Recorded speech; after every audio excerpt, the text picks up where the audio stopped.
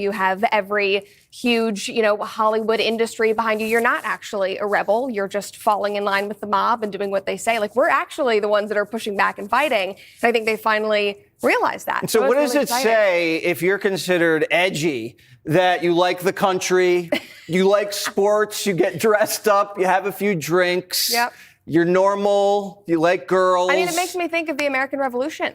I mean, we think about those guys, and they were pretty normal, and they were, wanting freedom, and they were wanting the life that we have built now in this country. And they were pretty young. They were very young, which I think people often forget. These were, 17 to 22-year-old men who were hungry and huge dreamers, and I feel like we're getting back to that actually in a very cool way. What does it mean for the culture that Jim Acosta is stepping down? I had to look up who Jim Acosta is. No. So I literally did. So I think that tells you where Gen Z's priorities are right now. I was like, who is this guy? Why do I care? No one your age watches Jim Acosta. No.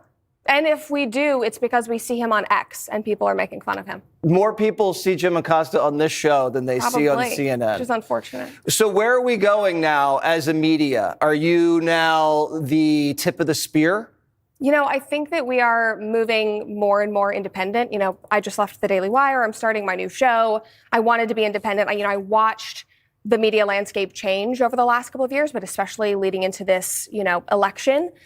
And young people are just hungry for independent voices who are authentic and honest with their audiences. They don't want to hear from traditional pundits 24/7. Oh, you're saying I'm not going to have a job? No, you're going to. Am I fired? It's great. How many more years do I have, Brett? No, you're one of my favorites. Okay. But I think that it's just changing in that there are more opportunities now. And, as Elon says, we are the media now. So it's not just that commentators are popping up and there's all these new podcasters, but it's normal people who finally have a voice and are able to share their own opinions, whether it's on a Substack or on a post on X that goes viral. People have a voice in a way that they haven't had ever. Some people think you're cruel.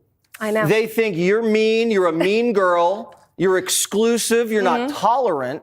What do you say when they say that to you? I don't care, Margaret.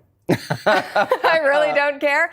But no, on a more serious note, I think it's that you just don't understand what we believe. And my goal is to help you understand. That's my goal with my show. It's what has always been my goal with my content, is if I can change your perspective on who we are and what we believe and what we stand for, even if it's not to change your mind or change your vote, but to make you have more respect for your friends who think differently than you, then I've done what I want to do.